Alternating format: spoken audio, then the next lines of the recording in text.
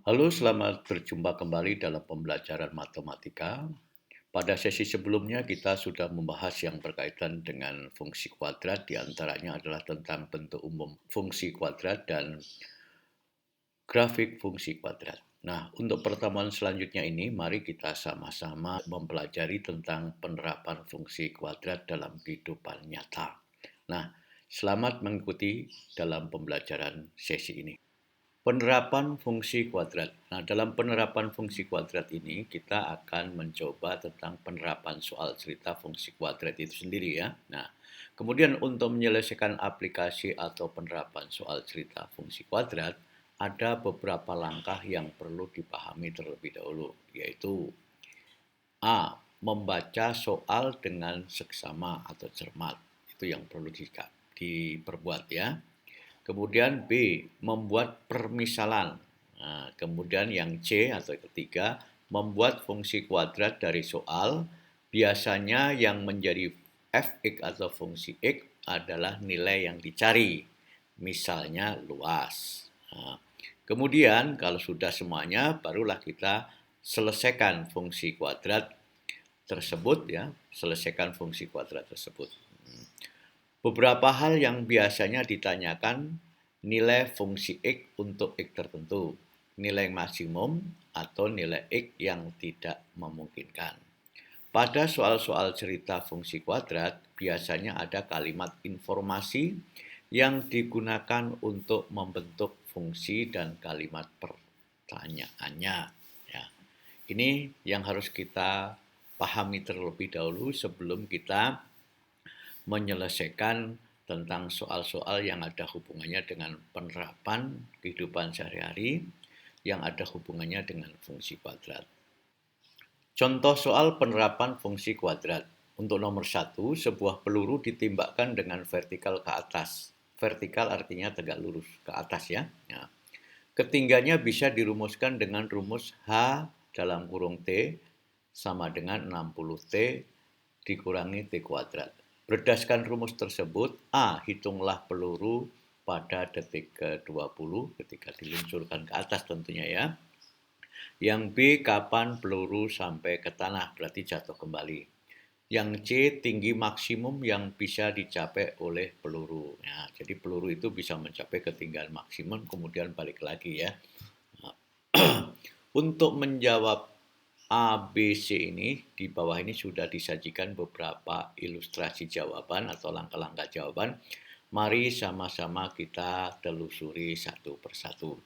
Untuk yang A, hitunglah peluru pada detik ke-20. Nah, berarti ketika ditembakkan ke atas, peluru itu ketika mencapai detik ke-20 akan mencapai ketinggian berapa. Nah, langkahnya adalah diketahui T berarti sama dengan 20, berarti pada menit ke-20 ini ya. Sehingga T ini kita masukkan ke sini, H dalam kurung 20, berarti T-nya itu bernilai 20. Sehingga rumusnya tadi 60T dikurangi T kuadrat ya, berarti 60 kali 20 dikurangi 20 kuadrat. Ini hasilnya 1200, ini hasilnya 400. Kemudian 1200 dikurangi 400 sama dengan 800. Artinya apa? Nah, di sini ada keterangan.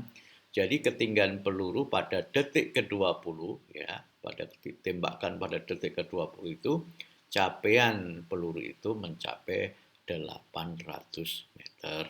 Nah, kemudian yang B, kapan peluru sampai ke tanah? Kembali ke tanah lagi, berarti tanah itu pada titik posisi 0, maka diketahui H sama dengan 0. Maka 0 sama dengan, ini rumusnya 60T kurangi T kuadrat ya. Nah, di sini sudah membentuk sebuah persamaan kuadrat. Nah, ini kita cari faktornya. Faktor 60T dikurangi T kuadrat itu berarti nilainya sama dengan ini faktornya. Berarti faktornya ini T kali 60 kurangi T. Karena T kali 60 hasilnya 60T. Kemudian T kali negatif T berarti negatif T kuadrat. Kemudian barulah kita cari T1, T2-nya. T1 kita ngambil T sama dengan 0, berarti T-nya 0. T2-nya mengambil 60 kurangi T sama dengan 0. Nah, ini. Kemudian hasilnya adalah 60. Nah, ini negatif T. nolnya sini, ini pindah ke kanan jadi negatif, berarti ini tetap negatif 1T artinya ya, berarti T sama dengan negatif 6 dibagi negatif 1, negatif bagi negatif positif, 60 bagi 1 berarti 60. Jadi peluru jatuh ke tanah lagi itu pada detik ke 60. Nah, kemudian C, tinggi maksimum yang bisa dicapai oleh peluru ya.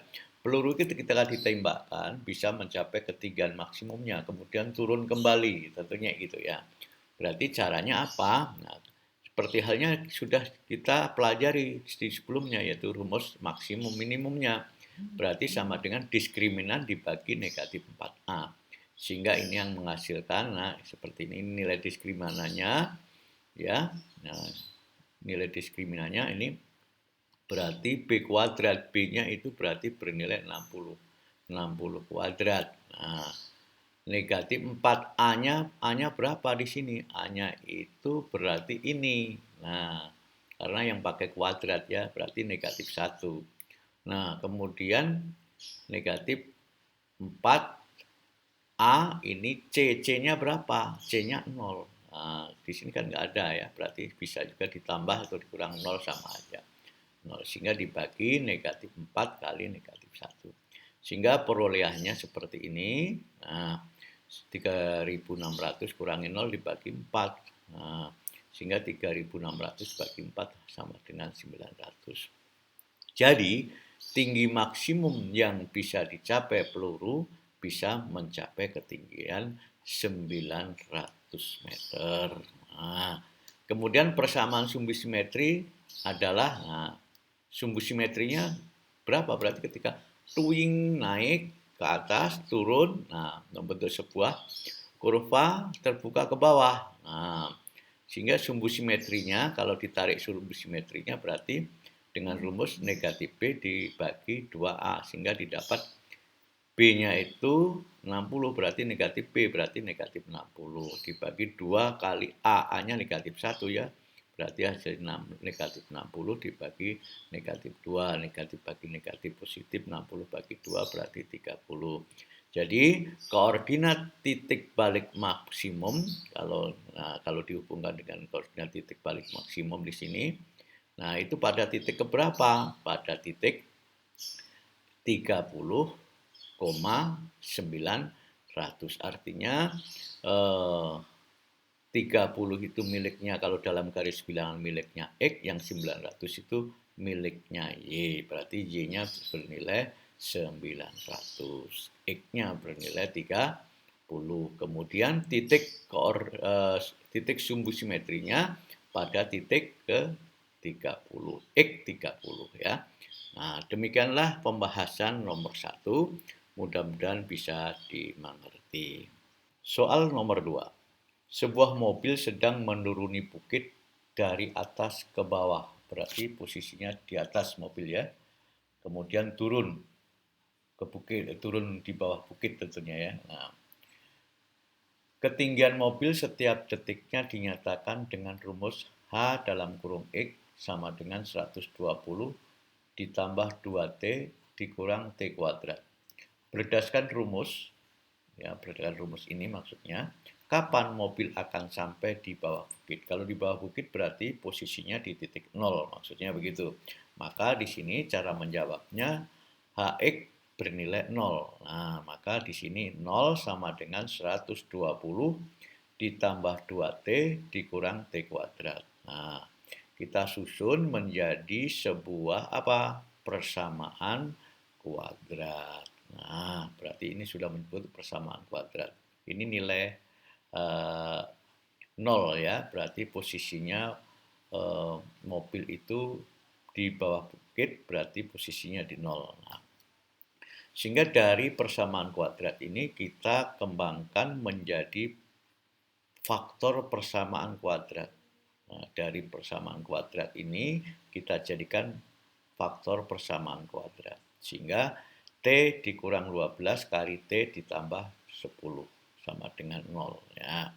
Kalau ini kita uraikan lagi akan kembali ke kalimat ini. 12, ya, negatif 12 kali 10 hasilnya negatif 120.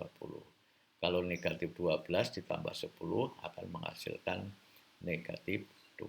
Nah, kemudian kita cari T1 dan T2-nya. T1 kita ngambil T kurang 12 sama dengan 0 sehingga T-nya menghasilkan 12. T2 menggunakan T ditambah 10 sama dengan 0 sehingga ini menghasilkan negatif 10. Jadi mobil akan sampai di bawah bukit pada detik ke-12. Jadi kita menggunakan angka yang positif ini pada detik ke-12. Kan nggak ada detik ke negatif 10, nggak ada. Jadi kita menggunakan yang positif. Nah, itulah cara menjawabnya ya. Nomor 3. Dua buah bilangan jumlahnya adalah 30. Jadi ada dua buah bilangan kalau dijumlahkan hasilnya 30. Berapakah hasil kali maksimum yang mungkin untuk kedua bilangan tersebut? Nah, untuk menjawab permasalahan ini, mari kita telusuri langkah-langkah yang sudah disajikan sebagai berikut ya. Misal bilangan yang satu, bilangan satu itu nilainya X. Bilangan kedua berarti 30 kurangi X. Karena bilangan satu ditambah bilangan kedua hasilnya sama dengan 30. Jadi bilangan 1X, maka bilangan kedua bilangan X ditambah bilangan 2 hasilnya 30. Maka untuk mencari bilangan kedua ini bagaimana? Berarti 30 kurangi nilai X. Nah, ini pengganti bilangan yang kedua. Jadi untuk mencari hasil maksimum adalah HX sama dengan bilangan ke-1 dikalikan bilangan ke-2. Jadi HX sama dengan ini. Bilangan ke-1-nya X, bilangan keduanya 30 kurangi X. Jadi ini kalikan sini. Nah, hasilnya ini kalau diurai X kali 30, 30X, kemudian X kali negatif X berarti negatif X kuadrat. Jadilah yang dinamakan persamaan kuadrat. Nah, kalau HX-nya bernilai 0, nah ini biasanya Y ya, 0 ini Y sama dengan 0 berarti ya. Nah, kemudian dibuat persamaan seperti ini. Nah, dari persamaan seperti ini diurai kembali seperti ini, namanya faktor persamaan kuadrat. Dari faktor persamaan kuadrat ini bisa kita cari X1 dan X2 yang nantinya kalau di dalam grafik bilangan nanti titik yang kita temukan X1 dan X2-nya itu akan menjadi titik yang kurva yang memotong di sumbu X, sehingga didapat X1 berarti kita ngambil X sama dengan 0. Jadi nanti kurva itu akan melalui titik X sama dengan 0. Kemudian X2-nya, nah X2-nya kita ngambil 30 kurangi X sama dengan 0 sehingga hasilnya negatif 30. Jadi di dalam grafik bilangan nanti kurvanya itu akan melalui X1-nya di titik 0, X2-nya di titik negatif 30. Berarti posisinya sebelah kiri. Nah, kemudian bagaimana untuk menjawab pertanyaan berapakah hasil kali maksimum yang mungkin untuk kedua bilangan tersebut. Nah, sekarang kita mencari hasil maksimumnya. Nah, berarti kita ingat rumusnya, diskriminan dibagi negatif 4X. Nah, untuk mencari diskriminannya berarti kita harus tahu dulu nilai A, nilai B, nilai C-nya dulu di dalam persamaan kuadrat atau fungsi persamaan kuadratnya. Nah, kita lihat ke sini lagi. Nah, sekarang mana yang menjadi A-nya? Yang menjadi A-nya itu yang variabelnya X kuadrat, berarti ini. A-nya berarti di sini. Karena ini negatif 1, X kuadrat berarti sama aja negatif 1. Ya, berarti A-nya bernilai negatif 1. Kemudian B-nya yang punya variabel X mana? Berarti ini 30X. Berarti 30 B-nya. Kemudian C-nya berapa? C-nya berarti 0. Nah, ini kalau dipindahkan ke sini jadi negatif 0. Jadi bisa menjadi pengganti C. Sehingga jadilah seperti ini. B kuadrat berarti 30 kuadrat. Dikurangi 4. A-nya negatif 1, C-nya 0. Sehingga dibagi negatif 4, A-nya negatif 1. Berarti ini positif nanti ya di sini. Kemudian ini hasilnya 900 dikurangi. Nah, ini kalau dikalikan 0 kan 0. Nah, hasilnya berarti 900 kurangi 0 dibagi 4. Nah, 900 dibagi 4 hasilnya 225. Nah, sumbu simetri X. Nah, di sumbu simetri X. Sumbu simetri X itu berarti sumbu yang membelah dua sisi yang sama besar dan kongruen tentunya. Nah, di sini rumusnya negatif B dibagi 2A. B-nya berapa tadi? Negatif 3. B-nya kan 30 karena negatif B berarti negatif 30. Dibagi 2 kali A, A-nya negatif 1 tadi ya. Berarti negatif 30 per negatif 2. Positif, negatif bagi negatif positif. Hasilnya 15. Pembuktiannya jika X-nya 15, maka kalau kita substitusikan ke dalam permasalahan di sini ya. Nah, apa yang akan terjadi dalam rumus ini? Nah, yang terjadi adalah 30 kali 15, X-nya kan 15. Nah, X-nya 15 dikurang 15 kuadrat. X-nya kan ini 15 kuadrat. Sehingga didapat 450, ini kali 30 kali 15, 450 dikurangi 15 kali 15. Nah, 225. Sehingga 450 kurangi 225 hasilnya 225. Jadi hasil kali maksimum yang mungkin untuk kedua bilangan tersebut adalah 225. Jadi kira-kira itu ya yang bisa kita bahas pada soal nomor 3 ini. Nomor 4, rumah Rudi berbentuk persegi panjang dengan keliling 54 meter. Jika lebar dari rumah Rudi adalah X, berapakah luas maksimum rumahnya dan berapa nilai X yang tidak mungkin? Nah, mari kita telusuri sajian daripada uraian jawaban di bawah ini.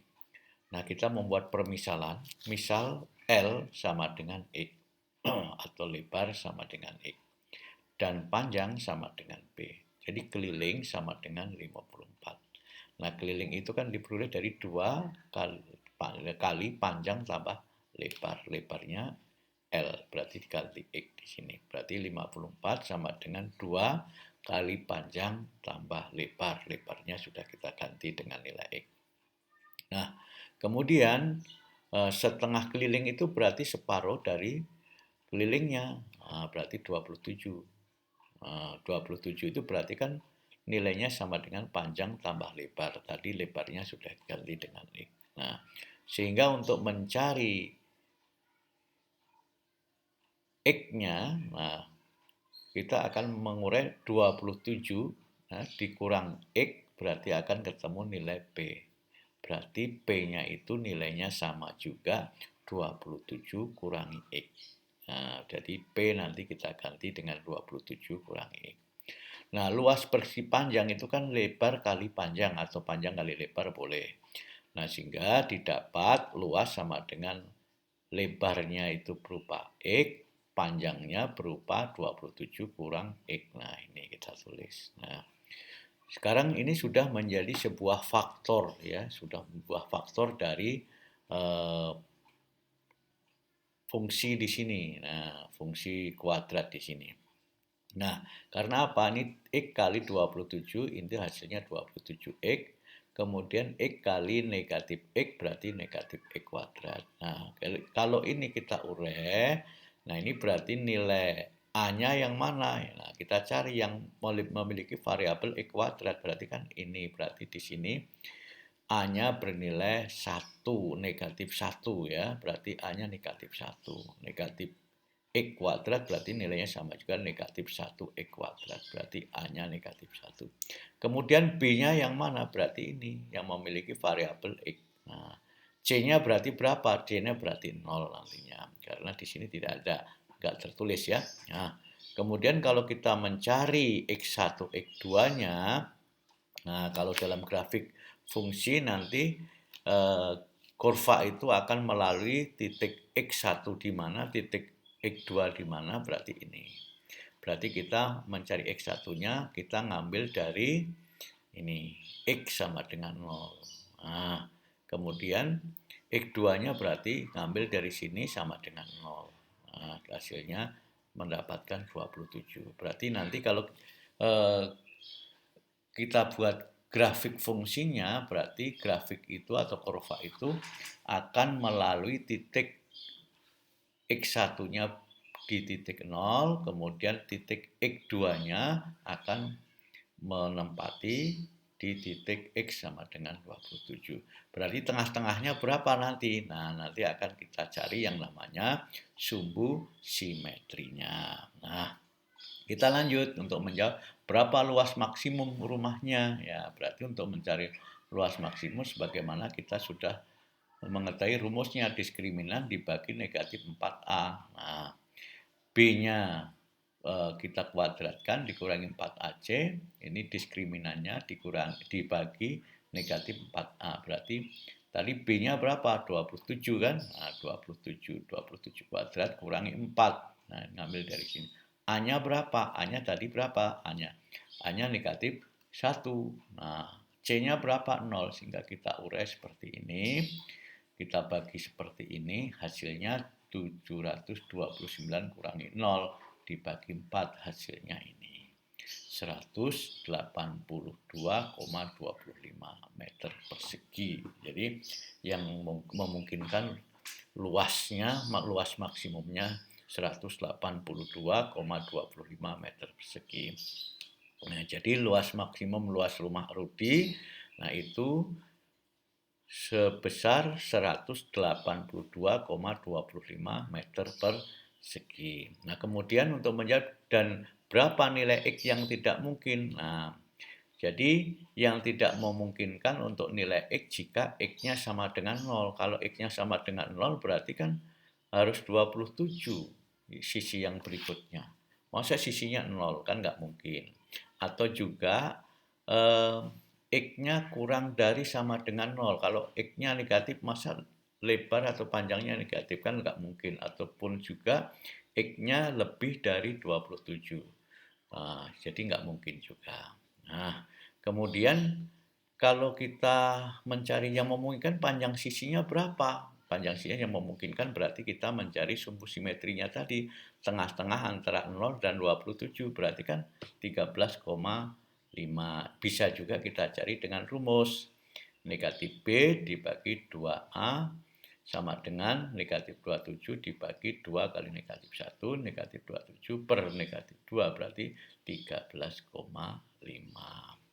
13,5 ini berarti kan titik tengah antara 0 dengan 27. Nah, demikianlah penjelasan yang berkaitan dengan penerapan fungsi kuadrat dalam kehidupan yang nyata. Nah, mudah-mudahan kalian bisa memahami dari semua penjelasan yang berkaitan dengan penerapan fungsi kuadrat ini sehingga kalian mampu menyelesaikan setiap menghadapi masalah-masalah yang berkaitan dengan masalah penerapan fungsi kuadrat. Selamat belajar kembali, sampai berjumpa di lain kesempatan.